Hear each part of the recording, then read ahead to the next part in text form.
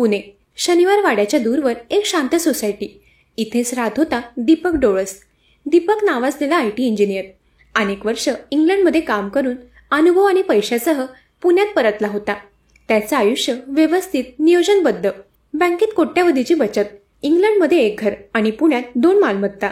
पत्नी स्मिता शिक्षिका, दोघी लहान मुली, श्रेया आणि रिद्धी. एक आदर्श, सुशिक्षित आणि समंजस कुटुंब. परंतु नियतीच्या विणलेल्या धाग्यात काहीतरी अनाकलनीय होतं. मोठी मुलगी श्रेया गेल्या काही महिन्यांपासून आजारी होती. डॉक्टर, चाचण्या, उपचार, पण काहीच निष्पन्न होत नव्हतं. रात्रभर मुलीच्या तापामुळे जागरण. स्मिताचे अश्रू आणि दीपकचं मन आता कुठे नेऊ, कोणाकडे नेऊ असा विचार करत होते. आणि एक दिवस स्मिताच्या एका सहकारी शिक्षिकेने सांगितलं, एका बाबाकडे जा, शंकर महाराज त्यांच्यामार्फत बोलतात म्हणे. अनेकांना बरं केलं त्यांनी. विश्वास ठेवा, मदत नक्की होईल. दीपकने ते ऐकून दुर्लक्ष केलं. पण स्मिता मात्र एका आईसारखी हरवलेली होती. किमान प्रयत्न तरी करायचा ना, असं म्हणून तिनं दीपकला समजावलं. आणि एका शनिवारी संध्याकाळी त्यांनी पहिल्यांदा त्या बाबांच्या दरबारात प्रवेश केला. राजेंद्र खडके नावाचा तो माणूस, वय 50च्या आसपास, पांढरा शुभ्र पोशाख, चेहऱ्यावर अतिशय शांत भाव आणि मागे बसलेली एक स्त्री, वेदिका पंढरपूरकर. लोक म्हणत तिच्या अंगात शंकर महाराज येतात. ती बोलते ते म्हणजे देव बोलतो. पहिल्या भेटीतच वेदिकानं डोळस कुटुंबाकडे पाहून डोळे मिटले. तिचा आवाज बदलला. ती थरथरली आणि म्हणाली, तुमच्या घरात दोष आहे. एका जुन्या आत्म्याचा शाप आहे. मुलीच्या शरीरात तो वावरतो आहे. पण घाबरू नका. शंकर महाराज सांगतात योग्य विधी केल्यास ती बरी होईल. स्मिता थरथरली. दीपक थोडा घाबरला. पण त्याला वाटलं ही काहीतरी ऍक्टिंग आहे. पण काही दिवसांनी जेव्हा पुन्हा ते गेले आणि वेदिकाने मुलीचं नाव न सांगता ओळखलं, हीच ती मुलगी ना जिला रात्री झोप लागत नाही. दीपकचं तोंड बंद झालं. तिला हे कसं माहीत. हळूहळू विश्वास वाढू लागला. विधी करायचे आहेत, वेदिका म्हणाली. त्यासाठी काही खर्च लागेल. मंदिरात दान करा. सगळं शुद्ध मार्गाने करा. पैसा देवासाठी आहे. पहिल्या टप्प्यात 2 लाख, मग 5 लाख. वेदिकाने सांगितलं, शंकर महाराज म्हणतात पैसा पवित्र जागी ठेवायचा, तात्पुरता माझ्या नावाने ठेवा. असं करत करत पैशांची रक्कम वाढत गेली. दीपक आणि स्मिता रोज त्या दरबारात जायचे. तिथे सकाळपासून ते संध्याकाळपर्यंत लोकांची गर्दी असायची. कोणीतरी बरे झाल्याची कथा सांगत होता, कोणीतरी आशीर्वाद घेत होता.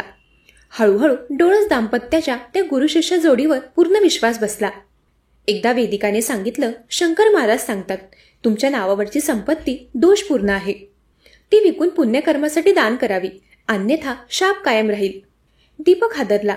पण वेदिकाचं वाक्य जणू आज्ञा होती. थोड्याच काळात त्यांनी पहिला प्लॉट विकला.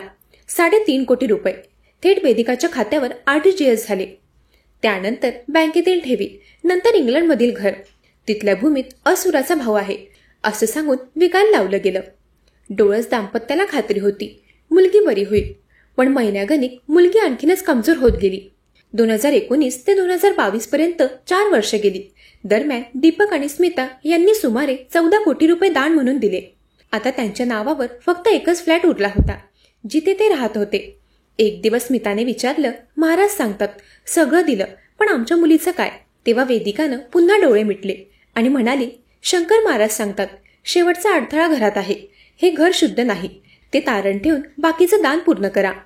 दीपकचं मन आता दुभंगलं होतं. हे देवाचं सांगणं आहे की फसवणूक? त्याने नकार दिला. पण वेदिकानं भय दाखवलं. तुम्ही नाकारलं तर मुलगी 2 महिन्यात संपेल. त्या रात्री दीपकच्या मनात मोठा गोंधळ उडाला. एक बाप म्हणून त्याला भीती वाटली आणि दुसऱ्याच दिवशी त्याने घरावर लोन काढलं. त्या पैशातून वेदिका आणि राजेंद्र खडके यांनी कोथरूडमध्ये आकाशदीप नावाचा बंगला विकत घेतला. 2023 मध्ये दीपकच्या मित्राला संशय आला. तो बँकेत काम करत होता. एका व्यवहारात त्याने पाहिलं वेदिका पंढरपूरकर या नावावर तब्बल 8 कोटींचे व्यवहार झाले आहेत, तेही डोळस यांच्या खात्यातून. त्याने दीपकला विचारलं, हे काय चाललंय? आणि तिथूनच संपूर्ण फसवणुकीचा दरवाजा उघडू लागला. दीपकनं बँक स्टेटमेंट मागवलं आणि त्याच्या डोळ्यांसमोर काळोख पसरला. प्रत्येक RTGS, प्रत्येक ट्रान्सफर वेदिका आणि राजेंद्र यांच्या खात्यात. तो पोलीस ठाण्यात गेला. पण त्याचवेळी वेदिका गायब झाली. राजेंद्रने धमकी दिली, महाराजांचा अपमान केला तर विनाश होईल. स्मिताचा विश्वास तुटला. ती कोसळली. मुलगी मात्र आता ठीक होती, कारण ती सुरुवातीपासूनच कुठल्याही शापामुळे आजारी नव्हती. डॉक्टरांनी सांगितलं हे फक्त सायकोलॉजिकल ताण आहे. औषधांनी थेरपीने ती बरी होईल. दीपकचे हृदय तुटलं. देवाच्या नावाखाली, श्रद्धेच्या मुखवट्याखाली त्यांनी आपलं संपूर्ण आयुष्य गमावलं होतं. पोलीस तपास सुरू झाला. खडके आणि वेदिका यांनी त्यांच्या भक्तांकडून जमा केलेल्या पैशातून कोथरूडमधील महागडा बंगला विकत घेतला होता. बँकेत सोन्याचे लॉकर आणि विदेशात गुंतवणूक. एका साध्या विश्वासातून सुरू झालेला प्रवास 14 कोटींच्या फसवणुकीवर संपला. दीपक आजही म्हणतो, मी तिला माझ्या देवासारखं मानलं, पण ती माझा नरक ठरली. स्मिता अजूनही शाळेत शिकवते, पण तिच्या चेहऱ्यावरचं हास्य हरवलं आहे. त्यांच्या 2 मुली आता थोड्या मोठ्या झाल्या आहेत. त्यांना फक्त एवढं समजलं आहे की भक्ती आणि अंधश्रद्धा यांच्यात फरक असतो. एक सत्य जे आपल्या सगळ्यांसाठी आरसा आहे. ही फक्त एका घराची कथा नाही, ही आहे त्या हजारो शिक्षित लोकांची जे भावनिक क्षणात विश्वास आणि भोंदूगिरी यांच्यातील रेषा ओळखू शकत नाहीत.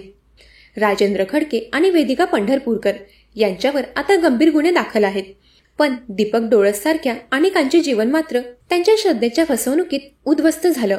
ज्या शंकर महाराजांचा आवाज वेदिका करत होती, तो आवाज प्रत्यक्षात एका ब्लूटूथ एअरपीसद्वारे राजेंद्र खडके तिच्या कानात सांगत असे. लोकांपुढे ती डोळे मिटून थरथरायची आणि त्या आवाजात बोलायची. शंकर महाराज बोलत आहेत असं ती लोकांना सांगायची आणि लोक तिच्या शब्दांवर लाखो रुपये ओतायचे. ही कथा शिकवते की श्रद्धा पवित्र असते, पण ती अंध झाली की तिचा फायदा घेणारे राक्षसच निघतात. दरम्यान या घटनेवर तुमचं काय मत आहे ते कमेंट करून नक्की सांगा.